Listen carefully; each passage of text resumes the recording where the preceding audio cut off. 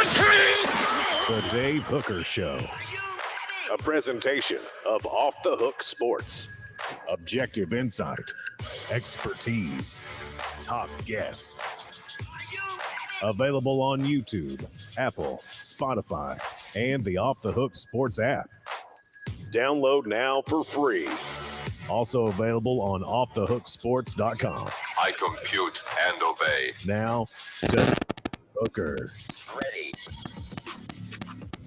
So I'm still stoked that Tennessee picked up a huge commitment yesterday. As we talked about, that was a lot of fun as it did happen during the program, and it just keeps rolling because this is Tennessee's media day, not SEC media day. So you will have Josh Heupel, you will have the coordinators, and you will have several players visiting with the media. We will have that covered and on our YouTube channel throughout the day. So a lot going on. Caleb Calhoun.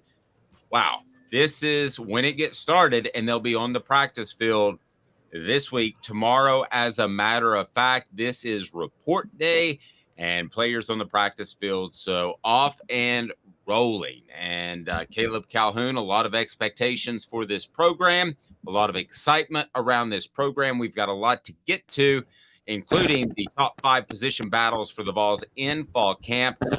Slow and On 3 agree that there is a potential upset on Tennessee's schedule, so no napping for the Vols. Also, conference realignment again, as at some point, should the SEC go get one of these Pac-12 teams? I have an interesting take on that. And the 10 greatest seasons by a Tennessee tight end and or fullback. But let's go ahead and get rolling right now. Caleb Calhoun, how are you, sir? Pretty good. How are you doing, Dave? I'm well. Ready to talk to some Vols and kind of get their take as far as the beginning of preseason camp. Now, let me tell you how this typically breaks down, and I've seen it with new coaches before, and I believe that's what we're seeing now, is when you first get on campus, you don't know Joe from Nico, from Hendon, from anybody. So you tend to be very, and you don't know some of your assistants too. Some of your assistants might be new to you, not particularly in Josh Heupel's case, but you're very closed in with the media. And then typically that opens up a little more, and then it opens up a little more. So you're starting to see some of that now, because Tennessee will have quite a bit of availability this week, and it will start with Josh Heupel at the podium. Then you'll have defensive coordinator Tim Banks, offensive coordinator, quarterbacks coach Joey Halsley, and then later in the afternoon, you will have Joe Milton III, which you would expect. Jabari Small, running back, you would expect. Defensive end Tyler Barron, you would expect. Linebacker Aaron Beasley, center Cooper Mays, defensive back Danico Slaughter. Expect all those. Great surprise. The second rotation, which will be a little bit later, will be Brew McCoy, maybe the best NFL prospect on the team. Squirrel White, poised for a fantastic second season at Tennessee. Linebacker Keenan Pili. By the way, I do read into a lot of these, how these guys have had off-season camps. So I mentioned Slaughter yesterday. We mentioned Pili as an important player. Defensive back Tamarian McDonald will be there as well. Defensive tackle Amari Thomas. Little surprised by McDonald, but good for him. He's had a good offseason. Thomas, no surprise, he was at SEC Media Days. But then you also have in that second group a guy that we all know his name, and we all know how important he has been to rebuilding Tennessee's program. And his name, of course, is Nico Iamaleava. Iamaleava. I can't recall ever, and I'm willing to bet money that Arch Manning doesn't talk to the media at Texas's media day. I can't recall a freshman quarterback coming in with a guy who is so seemingly locked into the starter position as an upperclassman. I can't remember a freshman talking to the media. This to me is worth note. Not saying it's a red flag that Joe Milton hadn't gotten things done, but it's worth note. It's worth note for a couple of different potential reasons. Please hit the like button and subscribe button. If you haven't set your notifications, do that. So I'm going to give you some options, Caleb, of what this means. This means, A, they think they might need Nico in a real situation at some point this season. So get him used to the camera, get him used to the spotlight. B, this is somehow tied to his NIL money. Okay.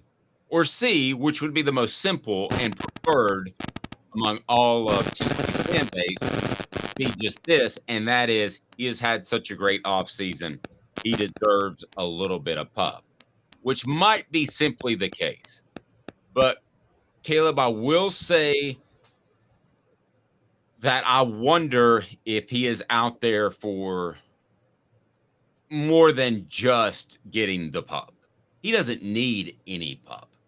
What do you read into him being available to the media on preseason media day when, by all indications, this is Joe Milton's team? What do you think of him being trotted out there? Because this is not a nothing. I will say that. It's a something. We just don't know what that something is. But he will visit with the media as a freshman with a senior starter in place. What do you make of that? I think there's a D. It's recruiting. It's recruiting. Josh Heupel is still on the trail trying to lure some wide receivers to Knoxville, lure some running backs, lure some offensive linemen particularly. And Joe Milton's not your recruiting tool.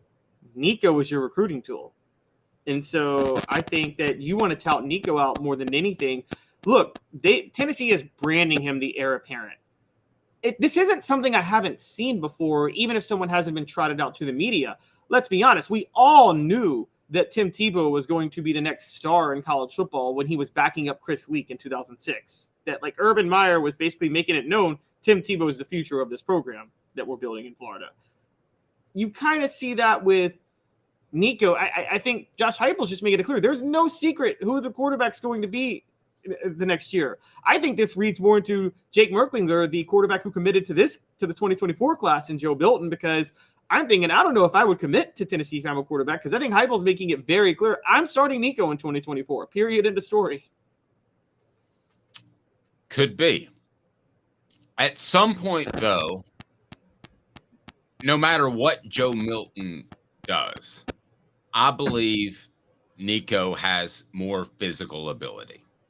So at some point, even if Joe Milton is a B+ to A- player, does Nico make a push because he's an A+ player? Could that happen in year one? I wonder. I see him on this list, and I was incredibly surprised. And I see him on the list of guys being interviewed. Everybody on the list has made big-time plays, except for Nico. And him being on this list is a statement.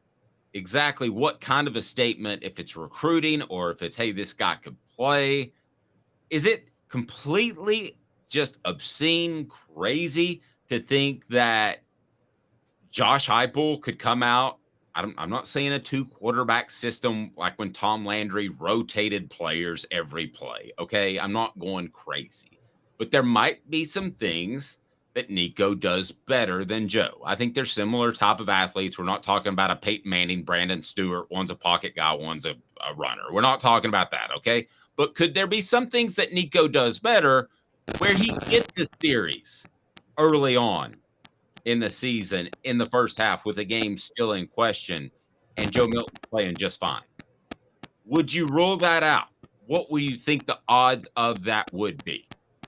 Very, very low. I don't think Heupel would do that. And I largely don't think if Joe Milton is B to B+ and anything higher, just to keep the locker room, he's going to keep Joe Milton in as a starter this year. Even though there are things Nico does better. I mean, look, you and I both know already straight out the gate, Nico has a better deep ball. But he's got a better deep ball than even Hendon Hooker did. And so, I mean, he's got a more accurate. Beautiful. Yeah, more accurate. Yes. Yes, he's got a more accurate deep ball, which is deep ball accuracy is the most important ability in Josh Heupel's system beyond anything else. And so from that regard, yeah, you could see that, but I don't see him bringing in Nico unless Nico actually wins the job. And I'm not seeing Nico win the job anymore unless Joe Milton loses it, largely because it seems like the team is totally behind Joe Milton. And the last thing you want to do is split the team in that way. You don't want a situation like you had in 2005 with Rick Clausen and Eric Ainge, when even though Eric Ainge was the better long-term quarterback, Rick Clausen had outperformed Ainge, was clearly the guy the team wanted the whole time. Well, let me stop you for half a second, Caleb. I think there were some players that were a little bit resentful, maybe not the right word, but they thought it was curious that Joe Milton started the 2021 season because they thought Hendon Hooker was better. And I think some of the players believe that they went with Joe Milton because Joe Milton, you had brought this up months ago, and then I asked around. And it took me a while, sorry. But there were some people within the program that thought that Joe Milton was the starter in 2021 because he was Heupel's guy. And the other guy, Hendon Hooker, was Pruitt's guy. So that does affect a team. You're right. But also these guys know when a player is better. So if in practice they think Nico's better, I don't think you're going to lose anybody as far as from a chemistry standpoint because Nico's better and if he goes out there and plays, and especially if he plays better. I think these players want to win. I think we read more into maybe they get their feelings hurt than they actually get their feelings hurt. But I don't think Nico is going to I thought it might happen in the spring. I don't think so now. I don't think Nico is going to actually prove himself to be better than Joe. I think he's going to really, really push Joe. But I don't think he's going to prove himself to be better. And I'm with you. By the way, don't forget this with Joe Milton. Heupel added Joe Milton as a Michigan transfer who couldn't get on campus for spring practice in time, but he had Joe Milton patrolling the sidelines, not able to play during the spring game. And it had become very clear that Joe Milton was going to be the starter, and it didn't matter what happened in spring practice or fall camp. And I thought Hendon Hooker was railroaded then. I wrote about it then. I thought it was really unfair. And I could see how he lost some of the team. I think Joe Milton went about winning the team back, though. I think it resonated with a lot of people that he stayed. I was listening to you. Was it Jacob Warren you were interviewing last week, saying there wasn't a doubt in anybody's mind that Milton was going to leave? Yeah, they said they weren't even checking like their phones to see if he had entered the portal. There was just zero chance. Yes, he said yeah. That. And Joe Milton was a leader from the bench throughout the last 2 years. And I think what they may have thought about him then, I think resonates in a different way now. The same way.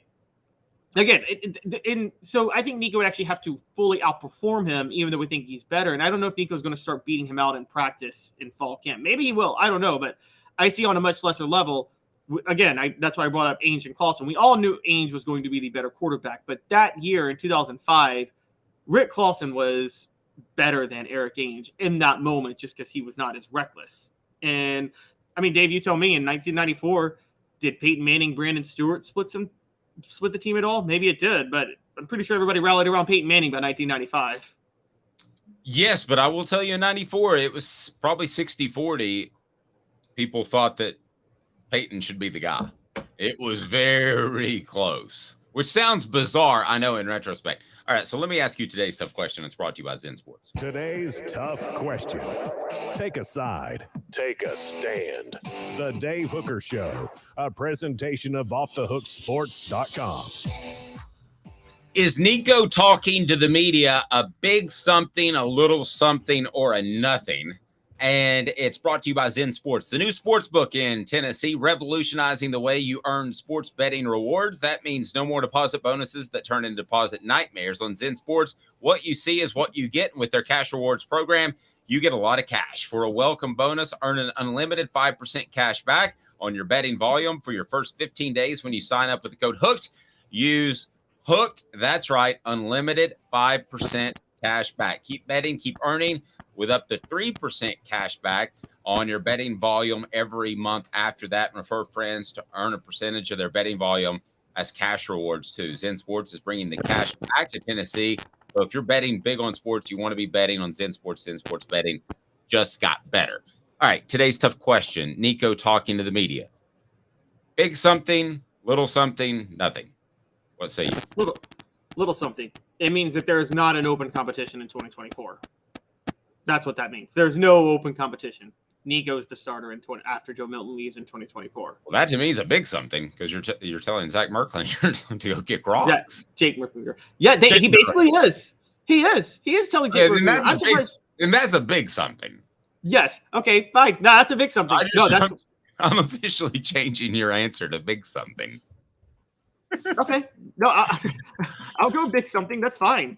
Yeah, no, I'm totally fine with that. Yeah, it's a big something. I think it makes it very clear that Nico is his starter after Joe Milton leaves. I think it's pretty much that. I think it's a big something either because of what you said or what you said in recruiting. And if it's recruiting, it's a little something because you're not going to get a commitment just because Nico talks to the media. But I think it's a big something either because of what you just said or maybe he is pushing more than we think. And I understand this is conspiracy theorist time, but I'm just telling you, covering football for a quarter of a century, this is incredibly odd to have the freshman out there to visit with the media since every player was available. There was a time that every single player was available and you could go up and down the line and interview 1 to 99 on the depth chart. But this to me it's a big something. I mean, it happened the same day that Milton's on the Maxwell list too, which is hilarious because we're talking Milton might be is a candidate for the best college football player of the year, while Nico might be pushing him for his job. Now the other thing, yes, I mean the other thing it could be is, and I know Rocky Top Tom's not going to like this because he's right, it could be a distraction, but if he's promised to talk to the media a certain amount of times because of his NIL agreement, then I'm going to jump on board with Rocky Top Tom and say this NIL thing could screw all of college football up because you shouldn't make decisions with your football program based on an NIL agreement. Like whatever it may be, Acme Tool Supplies shouldn't be able to say, I'll sponsor Nico if he talks to the media once a week. Right. Sometimes he might not deserve to talk to the media. Hey, guess what? That happens in the NFL all the time. How many players are kind of forced into a starting role in the NFL because they may have gotten a contract they shouldn't have gotten? I mean, that's how the NFL works. I mean, money's part of the deal. You don't think Jay Gruden was under a lot of pressure to start RG3 over Kirk Cousins a few years ago in Washington? And because of all the trades Dan Snyder made and the money he gave for RG3, whereas he still made the decision to start Kirk Cousins. I mean, coaches in the NFL have to deal with that every day. Well, these are still young men. These are kids that can get their feelings. Oh, they're student athletes. Okay, but what? Okay, student comes first. No, it doesn't. I know, I agree, but they're young men. You think Joe Milton's cool with Nico talking to the media? I wouldn't be. I didn't get to talk to the media when I was a freshman. Yeah, well, okay, but maybe Joe Milton is cool or not cool. I think Joe Milton if he has any intangibles whatsoever, he handles this well and doesn't lose his starting job and makes sure he keeps it. Fair point. Let's turn it into a positive. He's so confident in what he's done, he doesn't care if Nico talks to the media all day long. I mean, he doesn't care if he goes before Josh Heupel because he's that confident in himself. That's a very good possibility. All right, so let's get to what we kind of know about camp, and that is some position battles. If you haven't had a chance to check out this column by Caleb Calhoun, you definitely need to do that because there are some big-time position battles on campus and will be, and we get to that right now. We're going to go 4 downs on this, even though we got 5 downs or 5 position battles. So maybe it's like the Colorado, who was it game? Missouri. Colorado, Missouri. It all comes back to Missouri's just bad for college football. Well, Tennessee tied Colorado that year, by the way. First game of the year. That is true. And do you remember who the running back was that had a huge game? I mean, for Tennessee, it would. I don't remember for Colorado. Eric Bieniemy. Oh, interesting. I don't remember, but I've seen highlights, and Chuck Webb didn't know to go Actually, down. I think he was hurt, and a guy named Pritchard. But Bieniemy was like a Heisman candidate going into the season before he became a top offensive coach. I'd have to look that one up. You might. Colorado produced some great runners from the 90s and the early 2000s. No doubt about it. Here we go. 4 downs now. Position battles at the University of Tennessee. 4 downs. 4 questions. 4 answers. The Dave Hooker Show. 4 downs. A presentation of offthehooksports.com. All right, here we go. Position battles. We're going to talk defensive tackle, slot receiver, offensive line, and cornerback. So let's go ahead and get it started. Cooper Mays. What down is it, sir? Coop here. First down. Who starts, Nico or Joe Milton III? Joking. That's not the one. Caleb's looking at me like I'm a complete idiot. That's not the one. Defensive tackle. We know that Amari Thomas is going to be really good. We talked about this yesterday. Tyler Barron, Roman Harrison had the in spots locked up for now. How about Bryson Eason? How about Omar Norman Lott? Elijah Simmons, Tyree West. There is a position battle there for the starting 2 positions, but there's also a position battle at defensive tackle. First down, what do you think about this group heading into preseason camp, Caleb?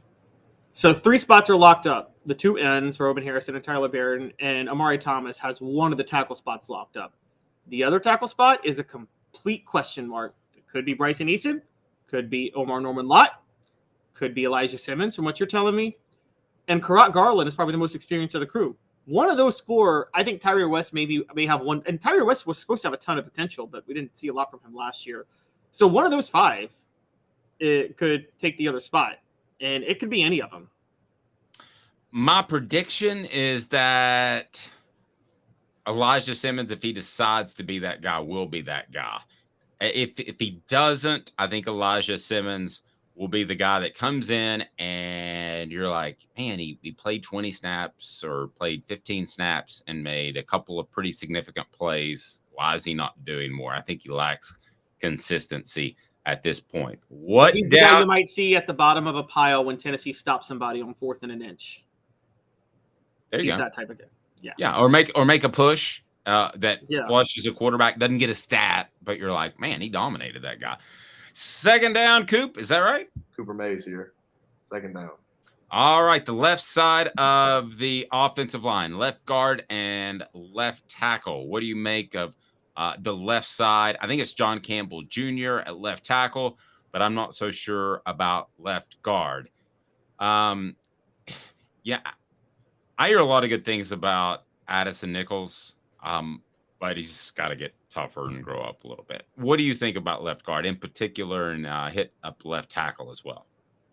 Yeah, I think John Campbell Jr. probably has left tackle locked up. I'm surprised they didn't keep J.J. Crawford over at left tackle when they moved Gerald Mincy to the right side because of Crawford's experience and how respected he is in the locker room. And that really leads me to believe that maybe John Campbell Jr. is that good. And also maybe they don't trust Gerald Mincy to anchor a side by himself. That's what that really tells me. That So on the left side, I think it's John Campbell Jr. And I don't know who the other tackle would be. I mean, Tennessee's a little thin, honestly, at that spot. And so it'd have to be somebody we aren't expecting. At left guard, I would have said Addison Nichols, but I think they're really intent on having him be the heir apparent to Cooper Mays because they just don't have a backup center right now, and they desperately need one. And so I think they're going to spend a lot of time with him there. Nope. Fair point. Third down is now. Tennessee center Cooper Mays. Whoa. Second down. Oh, that's third, Coop. Tennessee center Cooper Mays here. Third down. Cornerback. That is Caleb's favorite position. He has been high on Tennessee's cornerback since we began.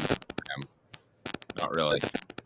But your thoughts on cornerback. What does Tennessee roll out there to begin the fall, and what do you think that Tennessee ends up with when they open the season against Virginia? So this is the funny thing. Cornerback actually didn't lose anybody, and I still have this as a huge position battle because everybody was so bad at it last year. And I think Tennessee rolls out with Warren Burrell at the number 2 spot, and Jordan Matthews takes the number 1 spot. And then I think Danico Slaughter will hold down the nickel spot. Does that not scare you that a true freshman could take over at corner? No, I mean I know what Fred White has said, but Bryce Thompson was a freshman All-American at corner a few years ago, and I think corner is next to running back. You can plug in a freshman at cornerback, and it can be good. All right, here we go. 4th down, Coop. All SEC center Cooper Mays here. 4th down. All right, slot receiver.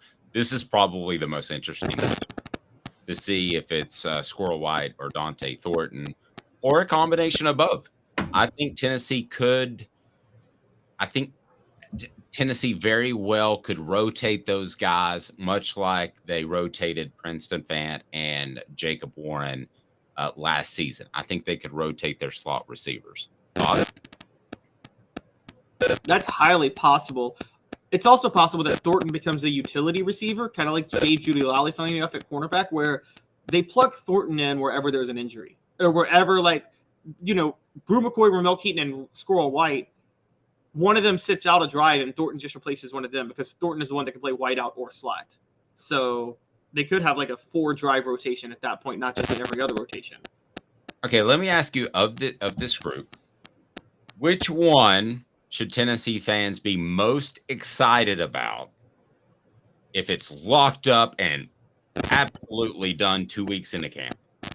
Somebody's won the job, done. Which position? I mean, that would be slot receiver, wouldn't it? At that point, if someone's locked it up. I was going to say corner because I think they can only be so bad at slot. I think they'll at least be very good. So you're saying if someone locks up the corner spot, that means somebody was really good. Exactly. Yeah, I'm with you on that. Okay, that makes sense. Because if they don't have a starter with a week leading up to the game, then that means they're desperate to find somebody. Right. That means nobody stepped up, and then you're in a type of position because you're going to have to pick. I mean, guys, I know it's August 1, but you're going to have to pick somebody and a starting 11 on both sides here in about 3 weeks. So, I mean, there's not a lot of – because you've got to have a game week preparation with your starters in. So, I mean, there's not nearly as much time as we may think. Except here we go. Coming up on the program, we've got even more. How about – man, it just seems like people believe that there is one team that's going to be an incredible underdog that might very well beat Tennessee in Neyland Stadium. I don't see it, but we'll discuss the possibilities because some national columnists believe that could be the case. Back in 2 minutes, he's Caleb Calhoun. I'm Dave Hooker, Off the Hook Sports. To own the more that owns every job, then get to Vassey Lawn and Garden in Cleveland and get you a Toro. I'm David Vassey, here to talk to you about Toro. With a Toro Zero Turn, you'll get more out of every minute and you'll reach the finish line faster. At Vassey's, we like to say, no matter if you're mowing 3 acres a week or 11 lawns a day, homeowners and business owners alike find confidence in equipment they can trust from top to bottom. Vassey Lawn and Garden, Highway 60 North in Cleveland. Man alive, it's worth the drive. Hi, Mike Davis here with City Heating and Air, reminding you to always dare to compare. Our team provides quality local heating and air service, installation, and maintenance across East Tennessee. We use only the best equipment like American Standard heating and air conditioning for your residential, new construction, or commercial needs. Honesty, dependability, and customer satisfaction have been the cornerstones of our business since 1961. City Heat and Air. Dare to compare.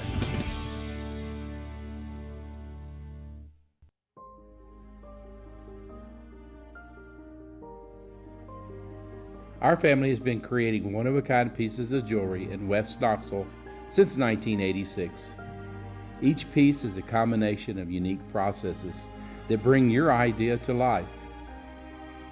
Every day in our shop, a truly special item with a story all its own is being manufactured in our facility, bringing the history and family sentiment into a whole new generation of life. We're grateful that you chose us to be Knoxville's best jeweler, a title that we value and respect. Because to me, being a jeweler and owning a jewelry store are not the same thing. I'm Rick Terry, I'm a jeweler, and we want to be your jeweler. Kingston Pike and Campbell Station Road in the heart of Farragut, and downtown on Gay Street right next to the Tennessee Theater. With all that sun, sand, and salt water, the beach is a very relaxing place. Unless you wear contacts. Ow! Open your eyes to the best the beach has to offer with LASIK vision correction from Campbell Cunningham Laser Center. Ah. You're listening to The Dave Hooker Show, a presentation of OffTheHookSports.com. The internet is full of pictures of each and every one of you.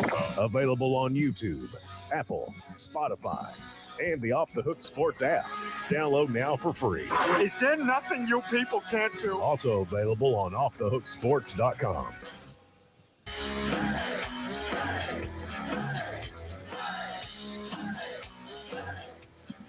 He's Caleb Calhoun. I'm Dave Hooker. There are a lot of opponents that we just naturally look at Tennessee's football schedule and we think Tennessee will beat, or at least should beat. I can throw out a couple. Kentucky, Vanderbilt. I'm not even talking about the Floridas of the world. You know, Florida is at least going to be a challenge. It's on the road. And I'm certainly not talking about the Georgias and Alabamas of the world because they'll be favorites. But as far as the underdogs on Tennessee's football schedule, take a look at them for a second. Because one school in particular is receiving a whole lot of pub in terms of a team that could be an in vogue upset pick. And I'm talking about an Appy State that goes to Michigan and wins. That type of team.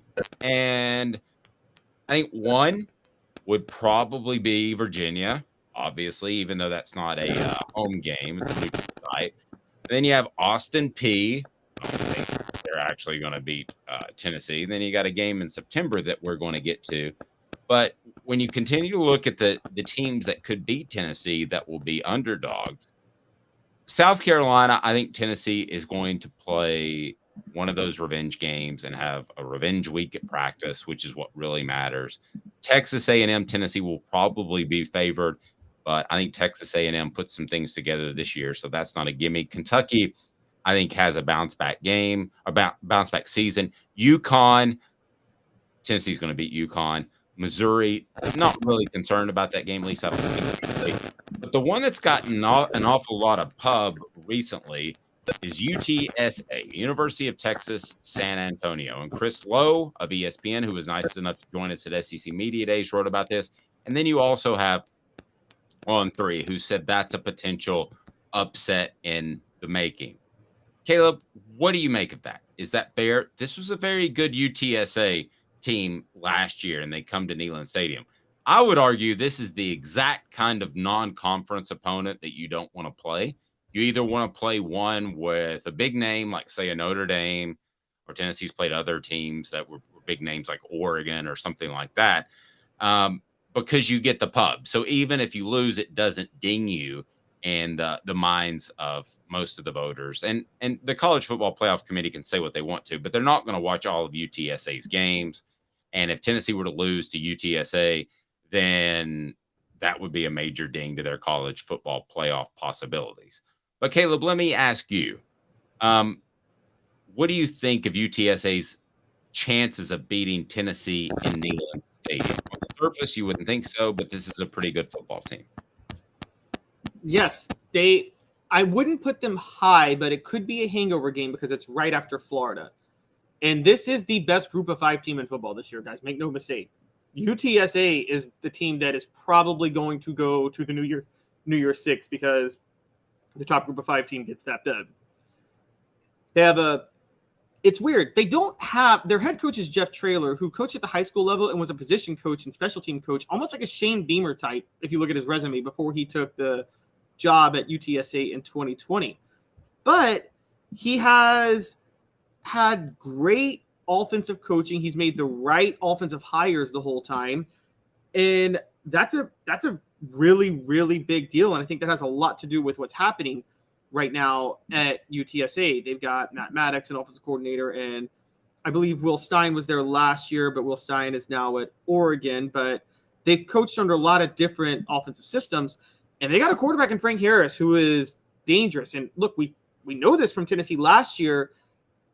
They can struggle against really good quarterbacks. I mean, and this is a very, very dangerous one where if they're having a hangover, I mean, Dave, if they're having, we talk about with the South Carolina game, it was probably a bad week of practice.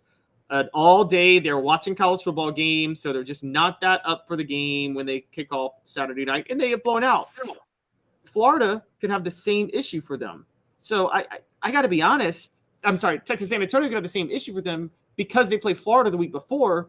Be riding high from the Florida win. UTSA comes to town.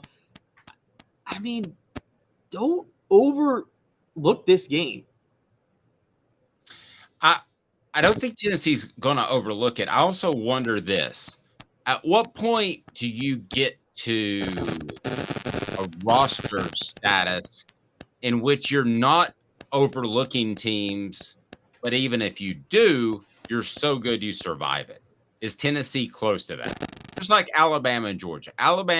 Georgia specifically, in the past couple of years, they've come out and played flat games, but they're that much better, so they end up winning it in the second half because they come at you with depth and they come at you with fresh players. And at the end of the day, they're just better. Maybe you made a trick play or something in the first half to keep it close, but at the end of the day, they're just better. So how close is Tennessee to that, or are they?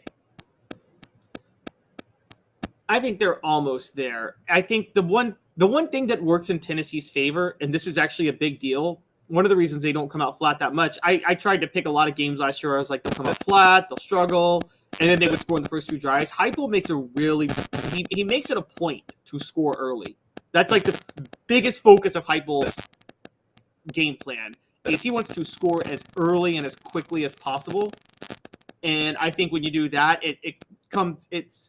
I think Tennessee can overcome playing flat a lot of times because of that specific factor, that Josh Heupel wants to score as quickly as he can. You're not going to see ball control ever when you're playing flat. No, I think you're right. And I don't think you're going to allow other teams to get that close in which you should be concerned. And I think that Nick Saban, his big failing, in my opinion, early in his coaching staff, was, Caleb, I thought he took his foot off the gas in the second half. You're never going to have that issue with Josh Heupel. No, not at all. You're never going to have that issue. And, I mean, he wants to pour it on. And, when you do it from an offensive perspective, I think you're more likely to not be flat. If you're a defensive-oriented team, I think you're more in danger of coming out flat if you're a defensive-minded team. And, if you play hard-nosed, tough football, because that is a little more about playing excited and getting up. If you're an offensive team and the fun that comes with scoring, you're going to be willing to score early and often to try to put the game away, even if it's a team you're not really excited to play. This isn't mid-90s Tennessee, as you remember. I mean, how many times they either struggle with Kentucky or Vanderbilt every year. It seemed like one of those teams put up a fight against them. But should you be more concerned if you're a Tennessee fan with UTSA or over Kentucky or South Carolina or some of the other teams that would be considered underdogs? Where would you rank them? I'd rank them below Kentucky and Missouri. And I say because those are two road games for Tennessee in the SEC, and they come at unique times. Kentucky off a bye, Missouri. I got to go back and look at the schedule, but it's at a unique time in the schedule where those are a little more dangerous, and Texas San Antonio, coming to Knoxville is not going to be as big of a deal. I got to be honest with you, Dave. I got UTSA tougher than South Carolina or Texas A&M. Yes, tougher than South Carolina or Texas A&M. Really? What about Kentucky? What about Kentucky? No, not Kentucky or Missouri, because those are road games, and they're at unique points. I think Tennessee. You brought up the week of practice. UTSA is tougher at home than Missouri on the road. No, they're not. I don't think they are. I think Missouri on the road is more dangerous than you do this year. I'm a little higher on Missouri on the road than you are, just because I think that they played a lot of games close last year. They were a bad call away from beating Georgia last year, and so I mean, again, the week of South Carolina, Tennessee. That wasn't Georgia. I mean, they played a lot of games flat last year. Yes, but yes, they played a lot of games flat and still won by in dominating fashion. If Missouri actually put up a fight against them, and I mean, And Missouri should have been 10-3 last year. They were like 4 fluke plays away from 10-3. And would I take now again, if Missouri's coming to Knoxville, it's a little bit different or at a different point of the schedule. I got Missouri and Kentucky as tougher games, put it this way, than Texas A&M or South Carolina. I think Tennessee blows out Texas A&M and South Carolina. And I think they have an easier time with Texas A&M than South Carolina. And I think a big reason they're going to have an easier time with Texas A&M, I think they're going to take it personal with all the respect Texas A&M might be getting the week leading up to that game. And because there's a lot of hype behind Texas A&M this year that I don't think is justified because I think the wheels are going to come off. So the scariest underdog is? Kentucky. Kentucky is the scariest underdog for Tennessee this year. UTSA ranks where? Third. Unless you consider Florida an underdog. I don't consider Florida an underdog. Nah, on the road at Florida, given that history, I would consider Florida a big coin flip. So, I think Tennessee is going to be favored in that game, but they're only going to be favored, 3 or 4 points? Yeah, probably something like that. I mean, you're going to move the line because it's in Gainesville, and you're going to move the line because of Tennessee's history with Florida. And Vegas will have a better idea because typically Vegas doesn't overreact to a game the week before. I think they're really going to react to what Florida does against Utah. I think that's going to be one time where Vegas actually reacts. So more conference realignment. Reports are Arizona plans to leave the Pac-12 this week, not like in a couple of years. This week. Let's just get out of there. All right. So at what point, if any, does the SEC say, because there's going to be a super conference, and that super conference is going to have leverage in the playoffs. At what point does the SEC say, we'll take an Oregon, we'll take an Arizona, we'll take a Washington, and we'll take the first step to become the mega super conference? I ask you that question, and please keep this backdrop in mind. Texas and Texas A&M aren't really that close to the SEC. That's not the South, and I think you would agree with that being from Memphis. That's, Mid-South. It's something else. The South, when I think of the Southeast, is a different area. I'm not even sure Florida's the South. My Southeast it's got to be east of the Mississippi. It's got to be like Baton Rouge is barely Southeast because it's on that side of the Mississippi River. But I consider half of Louisiana Southwest too. Okay, so at what point do you take a Pac-12 school in order to be the first to create that mega conference? I don't think the SEC has to do that. They're not like the Big Ten, and I don't think they will because there are so many so many teams they can add in their region. I mean, Dave, if you're the SEC, would you rather add West Virginia, which is already near Kentucky, or would you rather add Oregon? You'd much rather add West Virginia, even though it's not the same TV market size, because the travel expenses are low, and you have a gigantic brand in West Virginia that could join you. Well, how gigantic of a brand are you if you get Oregon, Washington, in particular Oregon and Washington? I don't think I think Oregon is a gigantic brand, but I do think travel expenses are relevant to a certain degree, and I think Florida State and Clemson are better brands. And if you're looking for new TV markets, Virginia Tech and one of the Virginia schools and one of the North Carolina schools are both in larger TV markets overall. You would get into more homes than if you added Oregon, and you would reduce your travel expenses. And so I think they're still focused on seeing if they can raid the ACC because, by the way, Florida State's Board of Regents are meeting this week too. And what we talked about a month ago, those grant of right agreements by the ACC don't seem that ironclad. And so... Okay, so would the SEC be better off going with the... what was the word that Greg Sankey used a couple of years ago? Congruent states, was that the word he used? The states congruency. Congruency. Would the SEC be better off getting semi-big schools, like let's say NC State? You wouldn't say NC State's a power, right? Yeah, I wouldn't say NC State. But North Carolina would be a great get. Would Tennessee or would the SEC be better off getting NC State and North Carolina or Washington and Oregon? Just NC State and North Carolina, not like North Carolina and Virginia Tech? Yeah. I'm giving you two big names from a dying conference with travel concerns, and I'm giving you 1.5 big names from that would be congruent. I think they would add North Carolina and NC State. I think Not I what would do, but what would be better? You're I the think it'd be commissioner. better. You're Commissioner Caleb. I'd rather add North Carolina and NC State. The congruency in the TV market of North Carolina is worth Washington and Oregon, and it's a growing TV market. I think there is an appetite for college football in the North Carolina market that's not there because they're not in good games, particularly NC State. What we also aren't looking at, Dave, and this is a big factor, we're looking at something on the brand it is now, but maybe if they're in a new conference, their brand could be better. Like NC State, for instance. Maybe if they were in the SEC, they would have a stronger brand because they would have more meaningful games. And the same with Virginia Tech. So we shouldn't just look at their brand right now. What's the potential of their brand if they join a new conference? Heck, the South Carolina brand, that was a lame football brand in 1992. It's a pretty good brand now that they're in the SEC. Yeah, it's not bad. I mean, it's Washington, at least. I don't know that it's Oregon because of the Nike money, but South Carolina, Washington, comparable as far as a football brand, wouldn't you say? And they were a joke when they entered the SEC. Yeah, they were an absolute joke. It wasn't like when Arkansas entered, which did have a strong football brand historically. But South Carolina didn't have much at all. So I think the SEC's move, there's 4 teams that the SEC should prioritize right now. Florida State, Clemson, one of the Virginia schools, and one of the North Carolina schools. And unlike the Big Ten, the SEC can survive. I think the 2 priority schools for North Carolina and Virginia are North Carolina and Virginia. But unlike the Big Ten, the SEC can settle for NC State and Virginia Tech because those aren't AAU schools. And so either one is fine.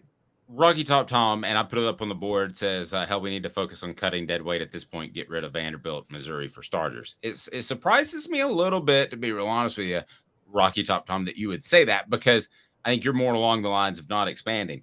But I'm all for that. Now, Caleb, you can explain to me why Vanderbilt's not going to get cut.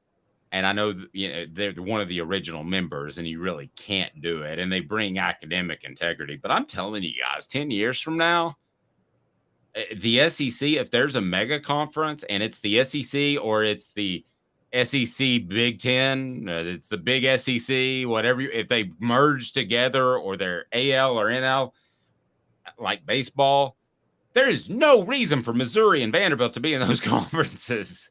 I mean, no reason. If you're taking the top 40 or 38 or, 36, there's no reason for Missouri and Vanderbilt to be in those conferences. What I think they're going to do is I think it'll be like, because it'll be SEC and whatever's left of the Big 12, since the Big 12 is adding to Pac-12 and ACC. And by the way, ACC and Pac-12 might combine to try to stay afloat. What they're going to do, though, there's going to be 3 big conferences. They're going to form like one super conference, and they're going to treat it. Here's my prediction: they're going to treat it like soccer. We're going to have 2 separate tiers. So, like a Vanderbilt and Missouri would probably be in the lower tier, and if you want to be in the top tier, you have to play your way in. Like the bottom 3 teams every year fall out. You know how Premier League works, right? Yes. The bottom 3 teams fall out to the lower league, and the top 3 teams of that lower league move into the other league. I think that's how they'll probably do it. Oh, gosh, that would be crazy because then you're not going to care about your football team at all when they're not in the upper league. No, you will, because you want to get one of the top 3 spots so you can get into the upper league the next year. It'd make it epic because then those bottom 3 games, the worst 3 teams in the upper leagues, their last few games matter a lot. Yeah, I don't like the relegation idea, but I wonder if Tennessee fans, I don't know how many fat cats we got on the board that go to all the away games because you got extra money to spend, but would you rather go to Oregon and Washington or Washington once a year, once every 2 or 3 years, or would you rather go to Tallahassee or Miami?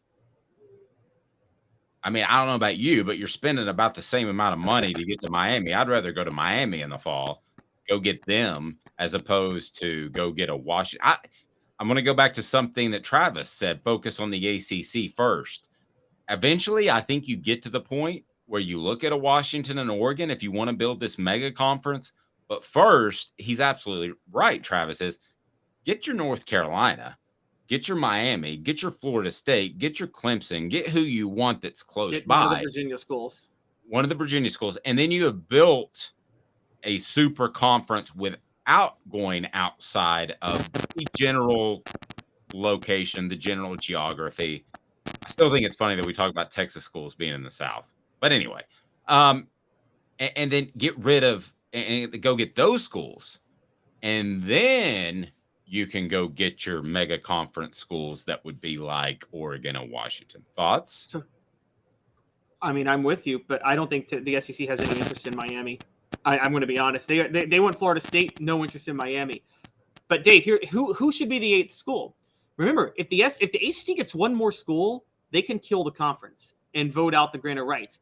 And what I told you earlier is they've already got Florida State, Miami, Clemson, NC State, North Carolina, Virginia, Virginia Tech. Those 7.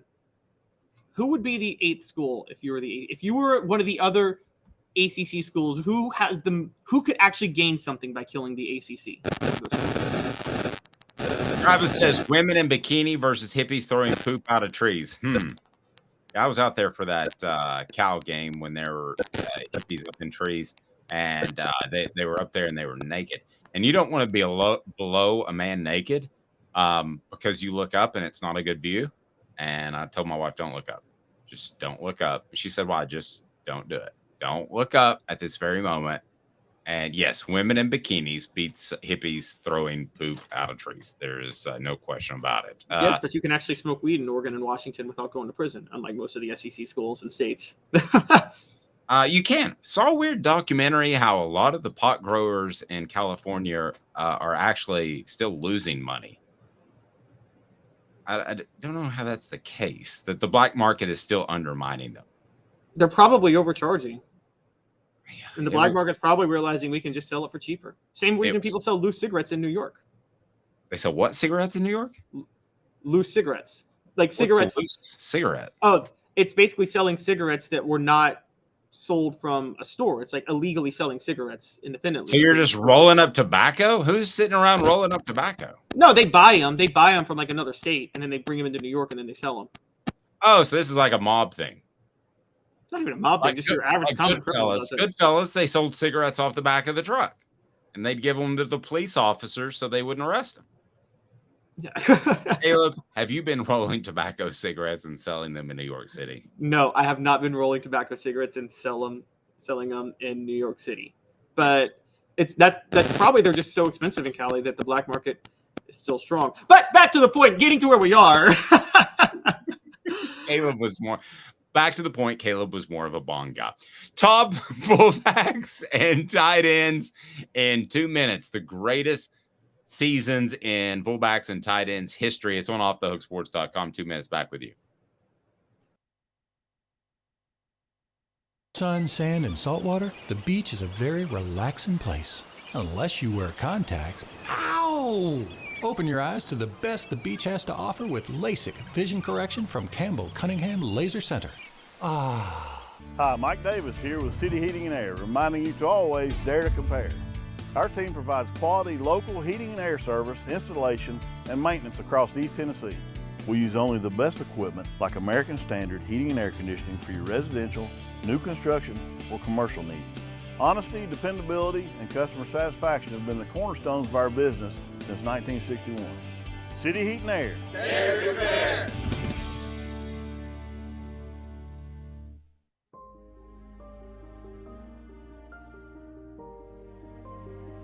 Our family has been creating one-of-a-kind pieces of jewelry in West Knoxville since 1986.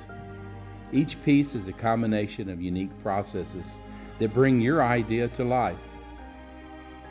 Every day in our shop, a truly special item with a story all its own is being manufactured in our facility, bringing the history and family sentiment into a whole new generation of life. We're grateful that you chose us to be Knoxville's best jeweler, a title that we value and respect. Because to me, being a jeweler and owning a jewelry store are not the same thing. I'm Rick Terry. I'm a jeweler, and we want to be your jeweler. Kingston Pike and Campbell Station Road in the heart of Farragut, and downtown on Gay Street right next to the Tennessee Theater. When you want a hard cider that's easy to enjoy, one that's crafted to perfection, you need Tennessee Cider Company. Some say it's the signature cider of the South. Others say it's the cure to your craving. They all say you'll savor every sip. With a selection of ciders free to sample, all it takes is one taste. Visit tncidercompany.com for more information, as well as to shop our ciders and merchandise online. Thirsty yet? Doors open at 10 a.m. Who's this guy? Hello, who is it? The Dave Hooker Show, Who? a presentation of Off the Hook Sports, What? YouTube, Apple, Spotify, and the free Off the Hook Sports app. Back to Dave Hooker. So Caleb's idea of selling cigarettes in New York City that he procures from other states is actually a thing. Rocky Top Tom says that he used to make a lot of money in college when he'd sell his cousin's friends in New York City cigarettes he bought in Virginia. So that's a thing. We need to have an official OTH cigarette. Because nothing's taking off like cigarettes nowadays. Cigarettes are all the rave. I think cigarettes really start taking off from this point forward. They seem like they're getting more popular by the day. Yeah, they're the new thing. They're the new thing. This vaping thing. Well, when you speak of like illicit things, though, I always speak of illicit things. If anybody ever, it's funny that Tennessee fans love Rocky Top so much. That song's literally about killing police officers. Did not know that. All right. Is it? The second verse is about federal officials trying to bust up a moonshine. Once two strangers climbed old Rocky Top looking for a moonshine still. Strangers ain't come down from Rocky Top.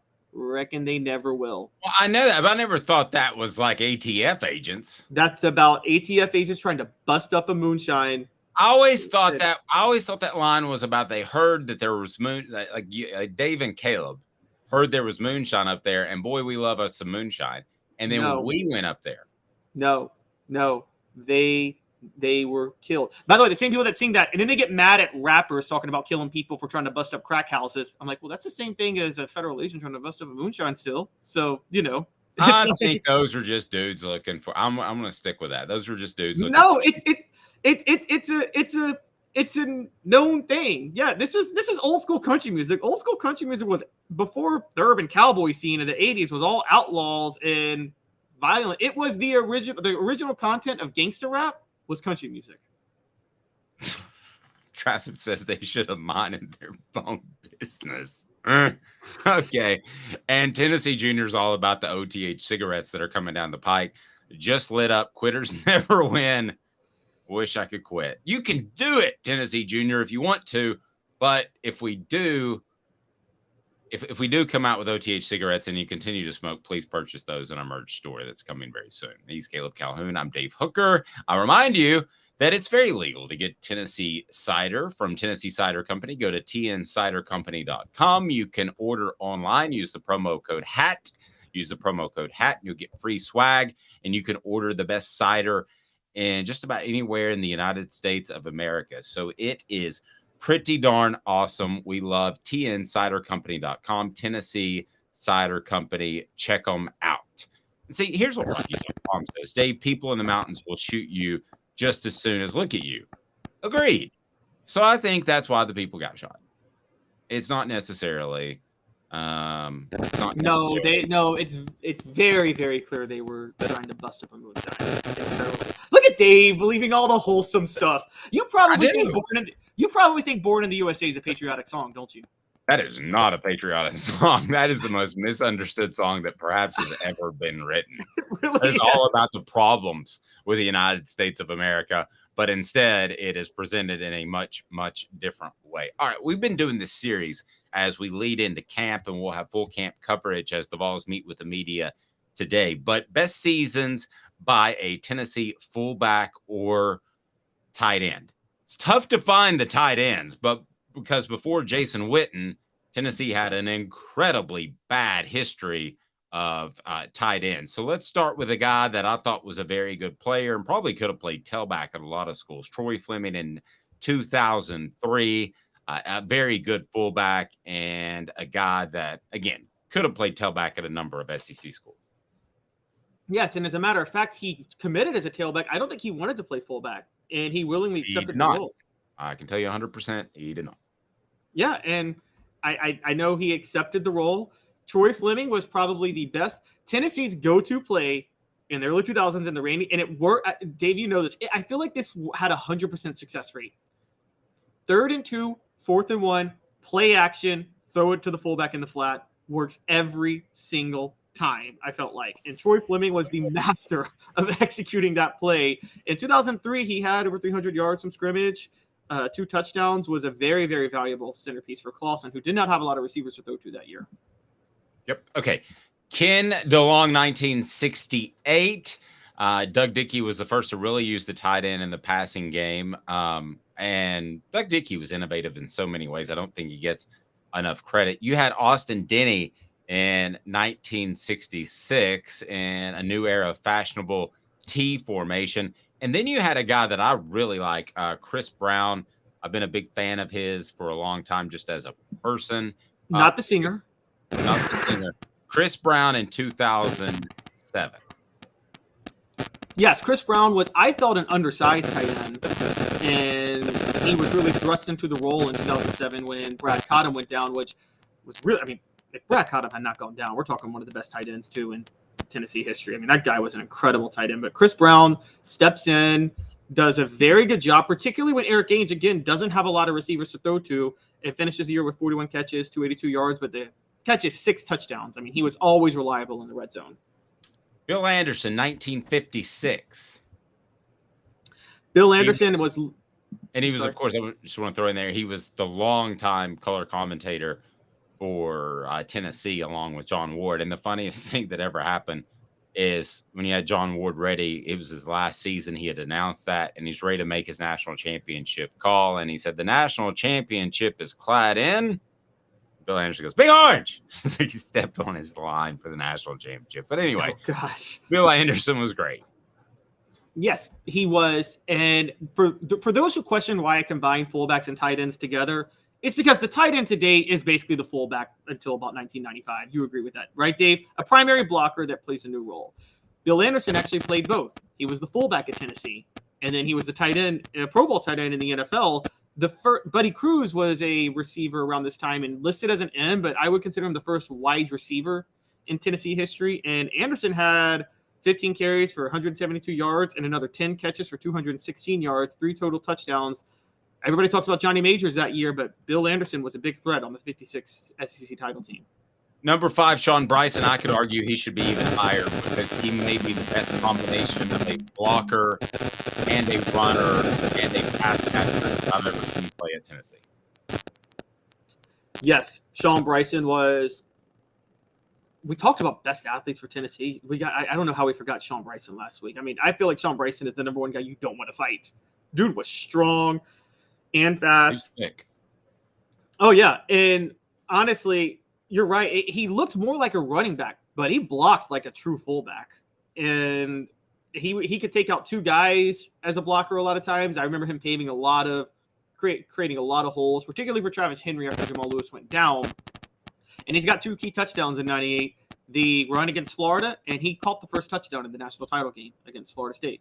There you go. Princeton Fant just last year. And really, he's the one on this list that is tight end and is fullback. He came in when Tennessee didn't have a fullback in their short yardage situations, and he was able to be a more than adequate blocker, a very versatile player. I still think he finds a place in the NFL because he'll be able to play special teams with his athletic ability. Fantastic season last year. Then we get to some pretty interesting ones. Now, I would have Sean Bryson number 1 because of his blocking ability, but your stats back up every bit of the argument to have Luke Stalker number 3, Jason Witten number 2, and then I want to save the surprise for number 1. But still, and I've told this story before, interviewed Jason Witten when he got moved from defensive end to tight end. I said, you realize that no Tennessee tight end has ever caught more than 24 passes in a season. You can double check my history on that. And he goes, I know. And I said, is it going to be hard to be a part of the offense? He goes, probably. And he was so incredibly frustrated that I know he went home and called his family about possibly transferring that very day. And this is like the second week of preseason camp. He was a true freshman. As it turns out, he had a Hall of Fame career.